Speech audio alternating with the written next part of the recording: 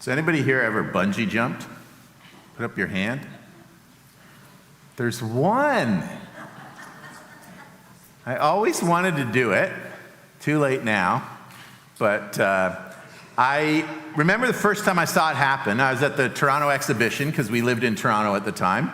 And went down there. You're just watching carnival rides and stuff. And we come across these people. They've got a crane and it's set up at the top. And then there's people jumping off this thing in a little rubber harness with a big elastic band.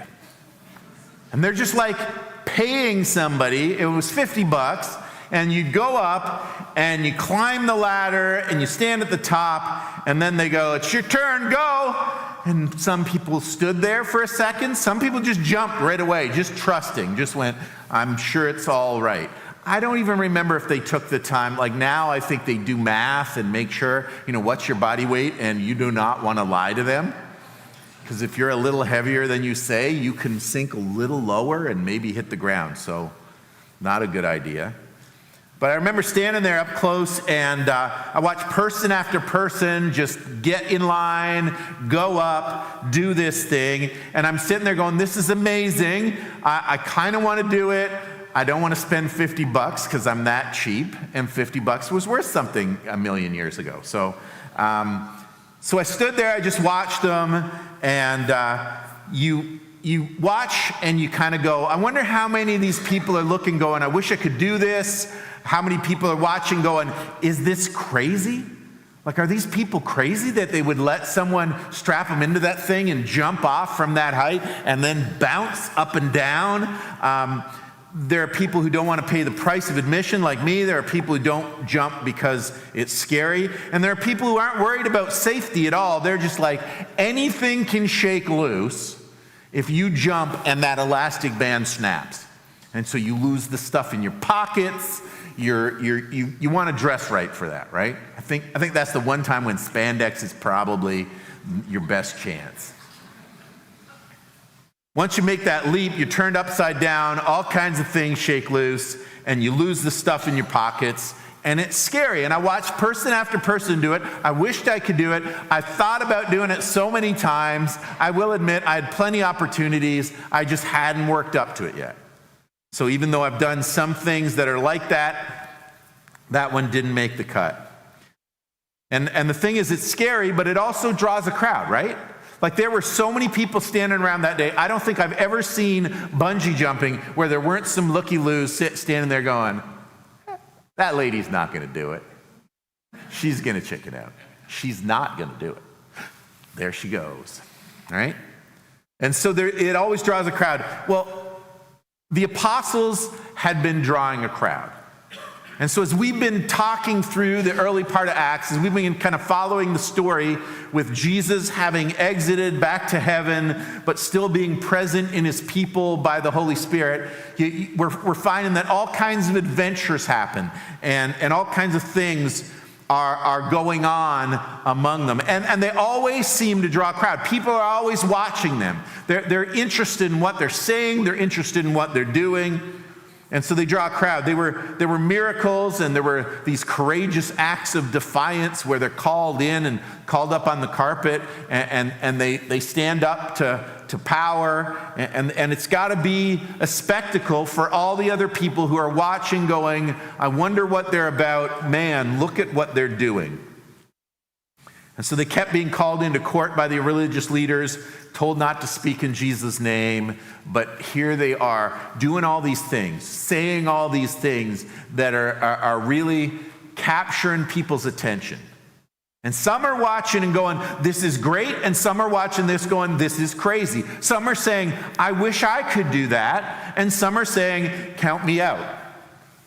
They were thought to be nuts, and they were admired at the same time. And the early church, as they met in Solomon's colonnade, people were told in the passage were afraid to join them publicly. All the believers were meeting regularly at the temple in the area known as Solomon's colonnade. That was their go-to spot. But no one else dared join them, even though all the people held them in high regard. Everybody thought what they were doing was really cool in some ways, but they still still this hesitancy, right? It's like they're watching from a distance, they're seeing what they're doing, but they're going, I don't know. That looks really cool, but no, I'm just gonna watch for now. I'm just gonna see what happens. And so much had happened. They were admired, no doubt. When we're told in this verse that they're admired by everyone, it's because they loved and looked after each other. Like these guys who are selling pieces of property, selling houses in order to provide for the poor among them. That had to be something that people admired. They were genuine and they were sincere and they really seemed to believe this stuff about Jesus, the guy that was crucified not long ago. So much so that they're willing to publicly kind of stand with a crowd that are going, yeah, we're with him. The guy that you murdered, we're with him. And so they were genuine, they were sincere, they really believed in this Jesus guy. There were miracles happening all the time. They were healing people, and things were being put back together that had been broken in people's lives. And so that was the thing that made everybody look at them and go, they're really admirable. There's something good about them. There's something nice about them. Wouldn't it be nice if that was all there was to the story? But then, there were also scary side to joining these believers. If you actually joined them, if you went and stood at Solomon's colonnade in with the in crowd and said, yeah, I'm with the Christians, that was scary too. There was fear that the leaders and Pharisees had proven over and over again, they're out to get them. They kept going after them and saying, don't do this and don't do that, and why are you saying this stuff, and where'd you get this, and whose authority are you doing this under? They're always constantly challenging them over and over again. They call them into court, and then they say, you can go out, and they don't tell them you can't heal anybody, but they go ahead, do some good works, but leave Jesus out of it. Stop talking about Jesus. And so there was this risk to joining the believers that they believed in Jesus. They talked about Jesus, and that wasn't popular with the religious establishment, with those who were in charge of the people of God and their religion. And so when the Pharisees are out to get you and they just crucified Jesus, that puts you in a dangerous spot to stand with them. And so that's something that they had to be concerned about. And then there's this story about Ananias and Sapphira we talked about last week. And the fact that this had happened, that two of their own people had, kind of done one shady act of holding some money back and lying to everybody and saying, oh, we sold some property, here's the whole price of it, and how that had played out, that had to be, rumors started to spread, right? And if you were there to watch it, you were freaked out. If you just heard the story, you might not get all the details right and why that happened, but that is one of the things that makes you stop and go, do I really want to do this? Am I as committed as those people? Could I find myself doing something a little off like Ananias and Sapphira? And is that dangerous to be among them? So there was, it take commitment and courage to follow Jesus. And people knew it. They watched them and they saw what they were doing and they saw the response that people had.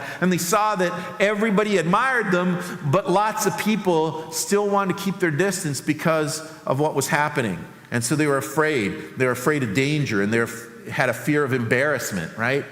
Everybody's going to look at you and know you're one of them.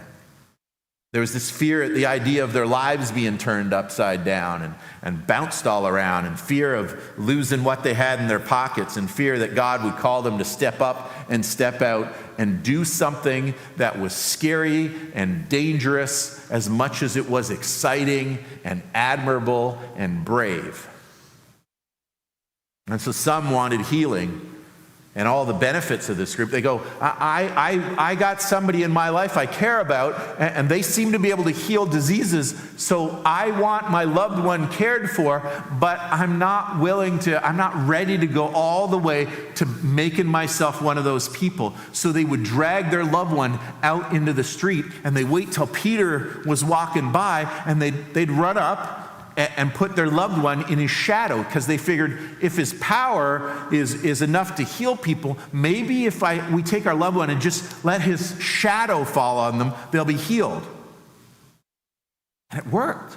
It worked. Like, people took their loved ones, put them in Peter's shadow, and then the lame walked and the blind saw, and people who had diseases were healed of them. It kind of reminds you of that moment when a lady reached out and touched the hem of Jesus' garment. It's not like anything kind of on, like full attention and here, I'm going to heal you now. It was just, hey, who touched my garment? And this lady is healed just by touching the hem of his robe. And suddenly the apostles, again, are doing something very like what Jesus did without even trying, without even paying attention to it, without even kind of knowing it was happening. Their presence was bringing healing as people came and put their loved ones in Peter's shadow as he's walking down the street. And so they brought out their loved ones and they got them close, but not too close. And so Luke tells us that as a result of the apostles' work, sick people were brought out into the street in beds and mats so Peter's shadow might fall across some of them as they went by. And so they thought their sick could be healed, but they didn't dare get any closer than the shadow, right?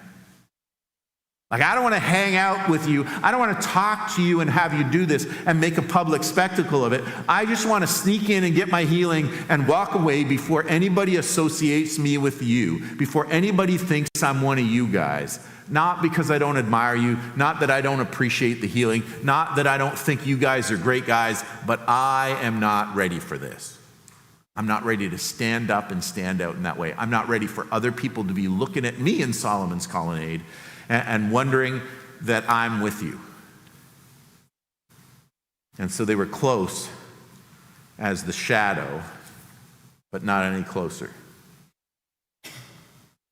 And in our day, some people sometimes ask us to pray for them. They say, this is going on in my life. Would you pray for me? Or my aunt is sick. Would you guys mind praying? And sometimes we're asked to do that, right? Like, sometimes people call the church and ask that. Sometimes we hear of somebody and they say they'd really like prayer for this situation with their child, with their aunt, with their mom, with themselves, with their spouse. And they say, would you pray for us? And so they want to be prayed for. They want the healing. They're willing to believe God can do something for them, but they're not ready to commit their lives to Jesus yet. They want the healing. They want the benefits, right? Some of those people in the story, they wanted that. They wanted the healing. They wanted the benefits. They weren't ready to make the commitment. And it worked for them. I mean, they got the healing. It worked that far. There's the admirable in what they saw, but there's also the danger, right? Like, there's the benefits that can happen. There's the good part of having these Christian people around, but there's danger too. And so you feel the tension, right? They admired them, and it says no one wanted to join them, but people still wanted to come and get healed. People wanted what Jesus had to offer, but they didn't want to make the step of following him and being associated with his followers. There were then, and there are reasons now, that people stand back, that they're not sure, that they admire it, they got questions. There are reasons that joining sold-out Christianity is something that people give a second thought to and aren't really sure about.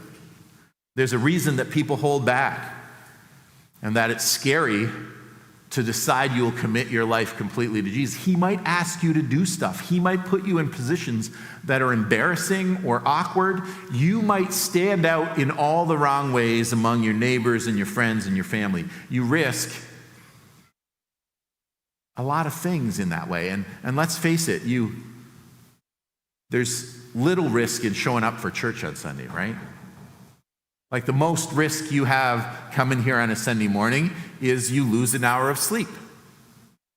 And even that, I mean, if you nap during the sermon, you don't even lose a whole hour, right? So the only danger is that you're kind of, maybe you're risking being offended or being bored on a good Sunday. But even that, right? Like, no one's ever been bored to death. I mean, there was one lady in one church. And I was preaching, and she was sitting like right down about there. And I remember I was mid-sermon, and I glanced over. She was sitting with her daughter and her granddaughter, and the three of them were sitting beside each other, and the daughter and the granddaughter are just locking eyes, and they're watching, and they're smiling, and Grandma was like this. Her mouth was open, her eyes were open, and her head was tilted back, and I was mid-sentence preaching, and I thought, that lady's dead. And I knew her. I loved her. And I'm like, what do I do? Do I keep? So I tried to, squeeze out a few more sentences while I formulated a plan. I'm not good at multitasking, but I'm trying to figure out, what do I do about the lady that is dead in the fourth row? And how do I alert people to this? I mean, her mouth's open, her eyes are, it's too late now.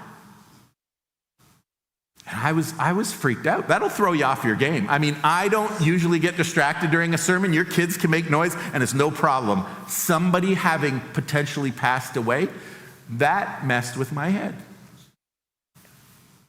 Now, I did kind of pause, and then I drew attention to it, and they nudged her, and she woke up. She slept with her eyes open. I guess you probably knew she wasn't dead, or I wouldn't be telling this story and laughing at it. But it took me a minute to get back in the groove. I was trying, I'm like, what was I saying again? Where are my notes? I don't usually use my notes, but I need to read them word for word now because I'm not thinking about my sermon at all. But even she didn't die of boredom. She was bored enough to fall asleep, I guess. No, she was an older lady. I'm sure it wasn't boredom. I'm sure it wasn't. It wasn't, right? But this is the thing. Coming on Sunday morning is not a big risk. It's not a big draw. It's not something that really is going to cost you anything. You might lose some sleep. Maybe somebody will see you coming in the building, but hey, we're out here in the middle of the country. If they're driving by here, it's not all that much risk, right? And so when it comes to full-blown Christianity, on the other hand, when it comes to following Jesus the way these early church did it, when it comes to giving him your whole heart and being able to be all in and committing yourself fully to him, that's a different matter. Coming to church every single Sunday is not a big risk, but following Jesus comes with some inherently scary things. With all the bells and whistles and all the risk and sacrifice, all the costs and all the stand up and stand out and be different in the world. For these people watching, they knew it would mean putting everything on the line to follow Jesus. It meant that they were all in no matter what happened, that whatever came against them, they were counted as one of Jesus' people. And so there are risks involved. And here you are. And if you decide to take the leap, if some people decide to really follow Jesus and be all in and be 100% committed to him, to go, God, whatever you're asking me to do, wherever you're leading me, I'll go. Whatever you're telling me you want me to do, I want to live fully engaged and fully committed to you, so that if you ask me to do it, I will do it. If you say jump, I'll go how high. If you take me somewhere, even if I don't want to go there, I will follow you. I'll do what you tell me to do. When it comes to that kind of Christianity, that's a different matter, right? That's a little harder than just showing up Sunday morning. And you have to stand up and stand out, and it would mean putting everything in you have and everything you are on the line. And there are risks involved in that, right? There are things that you can lose. There's embarrassment to be had. There's shame from some people. You will not be understood by everybody. You'll be turned upside down sometimes and feel like your life is just all over the map. You feel like everything's shaken loose, and you probably lose some of the stuff in your pockets, and it'll be scary, right? And so there are people who don't want to follow the cost of following Jesus, and there are people who don't follow him because it's scary, and there are people who are worried it'll be embarrassing. And if you're still in that place evaluating, you should know what you're getting yourself in for. Maybe it isn't a bad thing that they stood back at first and went, I don't know. Because they're starting to think, what would it mean not just to go for healing, not just to attend a worship service, not just to be standing among a group of people and letting them care for me, but what would it mean for me to be so wholehearted that everything I am and everything that I have and everything in my life is given to Jesus so that he gets to make the decisions and he takes the lead with where I'm going. It's scary and it's dangerous.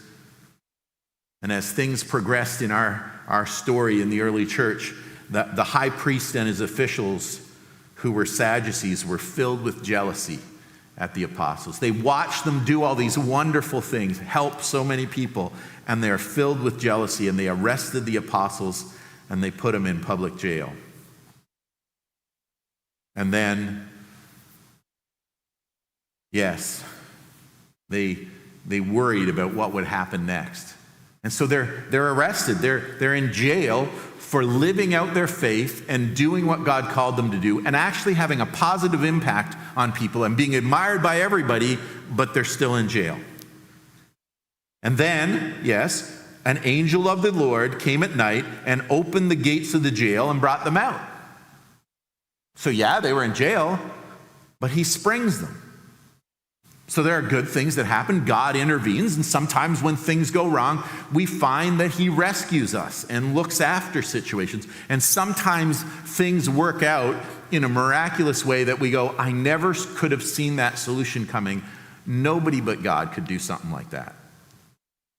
But after that, for these guys, then they're told, they get out of jail, they threw us in jail for talking about Jesus, they let us out, and then the Spirit tells them, the angel tells them, go to the temple and give the people this message of life. Like, we just got out of jail. Can we take a night? Can I go home for a shower first? Can we take a beat before we go back at it? And he's like, no, I got you out of jail. Go to the town square where everybody gathers, where everybody will see you, where somebody is going to go running into the Pharisees and the Sadducees and the religious leaders and go, do you know who's out in the town square? I thought you guys threw him in jail. And so the angel of the Lord tells them to go to the temple and give the people this message of life. And so just go keep preaching. So at daybreak, the apostles entered the temple as they were told, and immediately they began teaching. They're like, scared, but I think I'm going to do it. I'm going to keep preaching. I'm going to try to tell people about Jesus, and we'll see what happens. Keep preaching, and then they called the apostles and had them flogged. So of course they got caught, right? They're out in the open. They're exactly where people would expect them to be. So they flog them, and they call them in, and they order them again, never speak in the name of Jesus, and then they let them go. So there's good things happening, there's bad things happening, there's challenges being thrown at them. Their lives aren't all roses and sunshine and unicorns and pixie dust. It's not all going perfectly. There's challenges thrown at them, but every time God gives them a way through, and he gives them this sense of purpose, and he sends them back to the task of telling other people about Jesus who need to hear about him. And they do it. They go back to the temple and do exactly what they're told, and when they're flogged and they're taken in and arrested and told, now we've just whipped you within an inch of your life, just like we did to Jesus before we murdered him. Are you going to shut up about Jesus or not?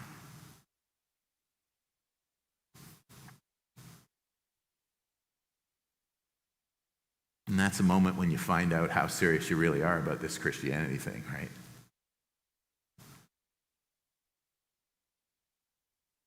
They were told, you better stop now.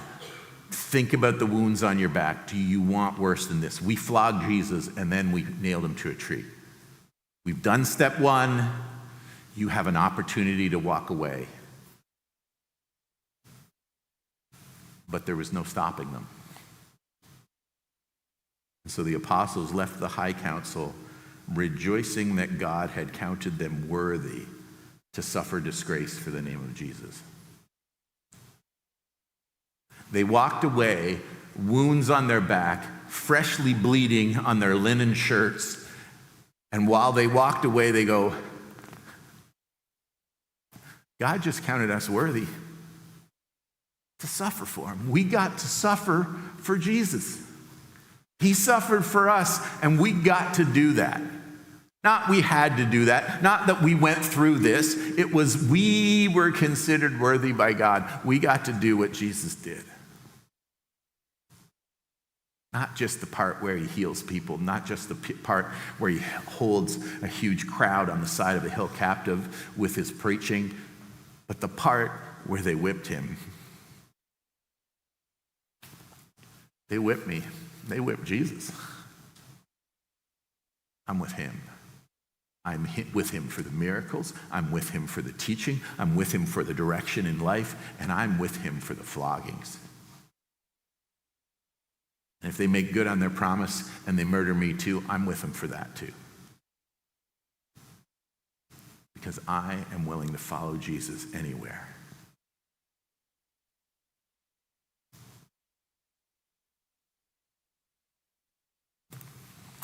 I have, and I probably never will, bungee jumped.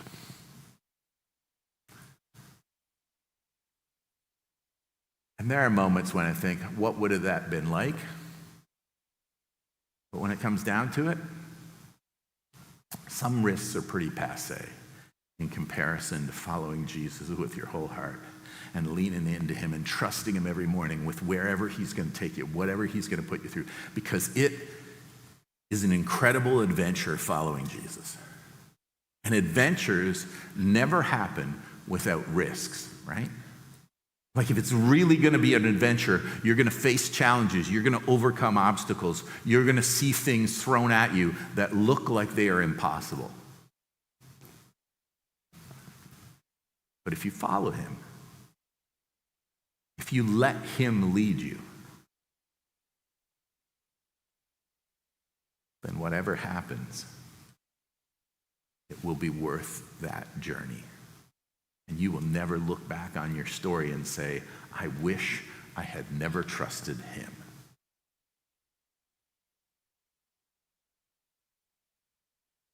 And so it says in this passage that people watched them, but no one wanted to join them. And you understand that's hyperbole, because in the next breath, he says that he says no one else dared join them, even though the people had high regard for them. Yet, more and more people believed and were brought to the Lord, crowds of both men and women.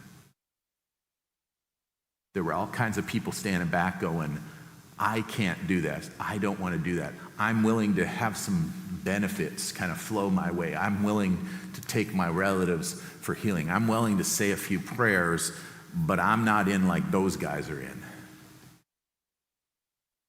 But there were some who were. There were some who crossed the threshold. There were some who went and stood with them in Solomon's colonnade, knowing exactly what it meant and exactly what they were risking. And if you're serious about Jesus, showing up at church is small potatoes.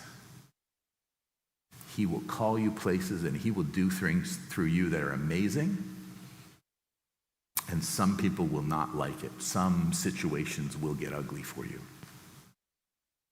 But you will never be bored. You will never be bored following Jesus. And you will never look back on your story and wish you'd made a different choice. Because it's always worth it with him.